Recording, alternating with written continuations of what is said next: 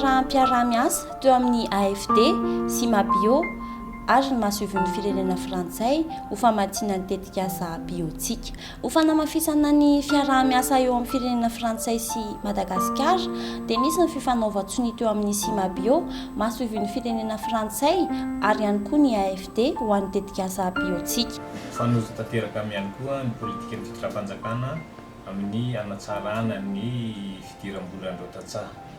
Ary araka ny voalaza teo efa hatramin'ny taona 2024 ny ministera zany no niara-niasa tamin'ny sotram-piariana agriculture biolojika io izay hita fa anisan'ny sotram-piariana anankiray izay miteraka fatsoa satria ao anatiny manatsara ny voalohany indrindra aloha zany fikajiana ny tontolo iainana.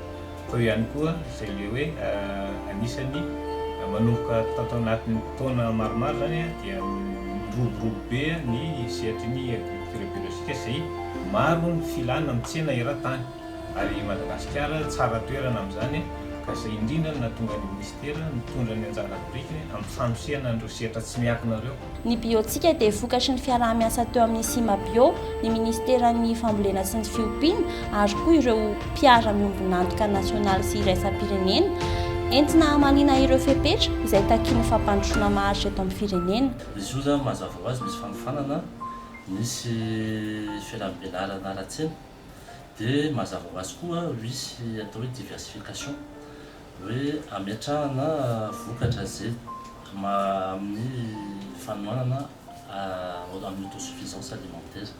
Mazava ho azy misy ny vokatra biolojika izay efa misy ohatra ny tam-tam, sakamalaho, la vanille, la cité poivre fa eritreretina koa hoe mba ho avitatena ny toerana dia ampiroborobo koa ohatra ny fambolena katsaka, vary ary légume dia mazava ho azy soja ohatra.